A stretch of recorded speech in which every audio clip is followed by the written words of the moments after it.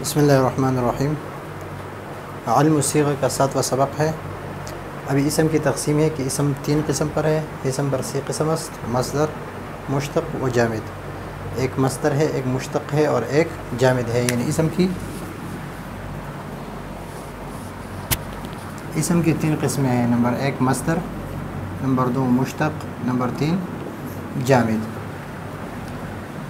ابھی یہاں پر صرف اس سبق میں صرف اس کے تعریفات ہیں، آگے سبق میں اس کی تھوڑی سی تفصیل ہے، وہ بعد میں کریں گے، لیکن ابھی صرف یہ ہے کہ اسم کی یہ یاد رکھنا ہے کہ اسم کی ابتدائی قسمیں کتنے ہیں؟ 3 ہیں: مصدر ہے، مشتق ہے اور جامد ہے۔ پھر اس میں مصدر اور مشتق اور جامد میں اس میں مصدر اور مشتق جو ہے، بعض کہتے ہیں کہ مصدر اصل ہے اور فعل یہ اس سے مشتق ہے۔ یہ ہے بصرین کا بصرین، ان کا مسلک ہے کہ مصدر اصل ہے، اور کوفیین کا مذہب ہے کہ فعل اصل ہے۔ یہ یاد رکھے بس، اور یہ یاد رکھے کہ اسم ابتدائی 3 قسم پر ہے: مصدر، مشتق اور جامد۔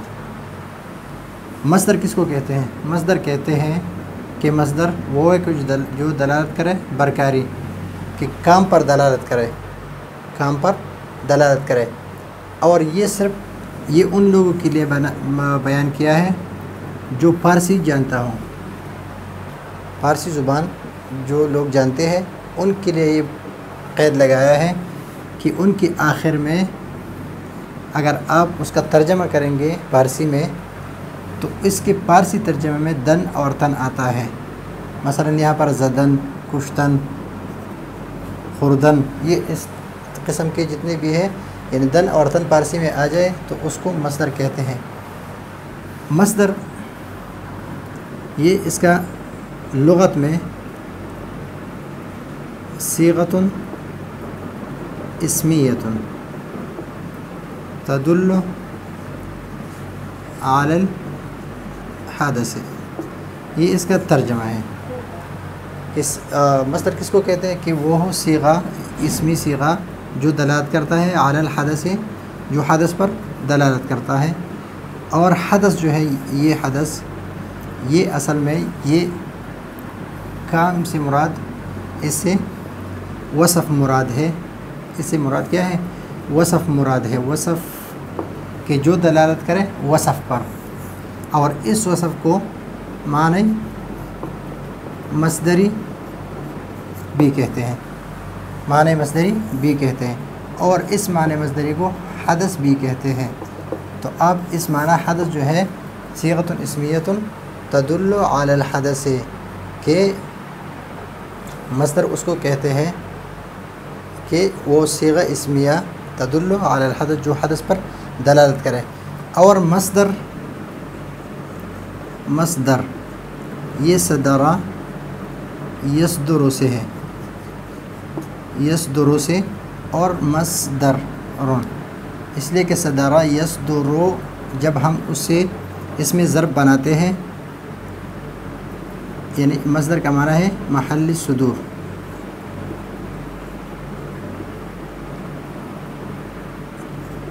جس سے صادر ہوتا ہے کوئی چیز، اس کے لیے محل ہے، یعنی ظرف ہے، ظرف کا صیغہ ہے، اس لیے کہ صدر یصدر، اس سے اگر ہم ضرب بنائیں گے تو علامت مضارب کو حذف کریں گے، میم مفتوح لائیں گے، اور اس کو دیکھیں گے آخر میں تنوین لائیں گے، اور عین کلمے کو دیکھیں گے کہ اگر یہ مضمون ہے تو اس کو مفتوح کریں گے، مصدرن۔ تو مصدرن اس کا لغوی معنی ہے جس سے کوئی چیز نکلے۔ عربی لغت میں اب دیکھ لیں تو اس کا معنی ہے صدر الشیء عن الشیء، صدر الشیء عن الشیء ای نشأ، پیدا ہونا، یعنی یہ اس سے نکلتا ہے۔ تو مصدر نکلنے کی جگہ، اور اس سے فعل بھی نکلتے ہیں اور اس سے اسماء مشتقہ بھی نکلتے ہیں، تو اس وجہ سے اس کو مصدر کہتے ہیں۔ تو یہ ہے مصدر مثلا الضرب، لیکن اس کا ہم یہ پارسی ترجمہ جب آپ کریں گے تو اس طرح ترجمہ آئے گا، جب ہم اردو ترجمہ کرتے ہیں تو اس طرح کام کرنا یا کام ہونا، قتل کرنا، کھانا کھانا، پینا، یہ مصادر ہے، پینا، کھانا، قتل کرنا، کام ہونا، سونا، کھڑا ہونا، بیٹھنا، یہ سارے مصادر ہیں۔ اور پشتو میں ہم اگر اس کے ترجمہ کرتے ہیں تو پشتو میں اس کا ترجمہ آتا ہے اس کا ادکیدل، ودریدل، اس طرح کے ترجمے اگر آ جائے تو یہ ہے مصدر۔ تو مصدر کا معنی ہے کہ وہ کام پر دلالت کرے۔ کام سے مراد کیا ہے؟ وصف ہے، کہ وہ صرف وصف پر دلالت کرے، صرف وصف پر۔ اور یہ وصف جو ہے یہ معنی مصدری ہے۔ اور معنی مصدری کس طرح ہے؟ جس طرح ہم معنی مصدری جو ہے یہ معنی مصدری مثلا ضربہ ہے، تو ضربہ میں 3 چیزیں ہیں۔ نمبر 1 1 2 اور 3۔ اس میں ایک ہے معنی مصدری، معنی مصدری جس کو حدث کہتے ہیں، اور ایک ہے نسبت الی الفاعل، اور ایک ہے نسبت الی الزمان۔ ضربہ، ضربہ میں یا ضربو میں، جو بھی آپ لے لیں، تو اس میں ایک حدث ہے کہ جو ضربن ہے، جو مارنا ہے، مارنا، یہ مارنا، یہ وہ معنی مصدری ہے۔ نسبت الی الفاعل جو ہو ضمیر ہے، اس میں زید کی طرف راجع ہو یا جس کی طرف بھی، اور الی الزمان کے ماضی ہے، تو اس طرح یہ معنی مصدری ہے۔ مشتق آ کے برآوردہ شدہ باشد از فعل، مشتق اس کو کہتے ہیں کہ جو فعل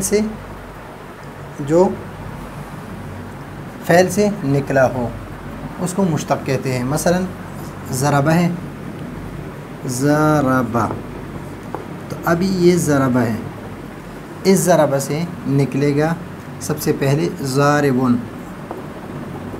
ضاربن، پھر اس سے نکلے گا اس میں مفعول مضروبن،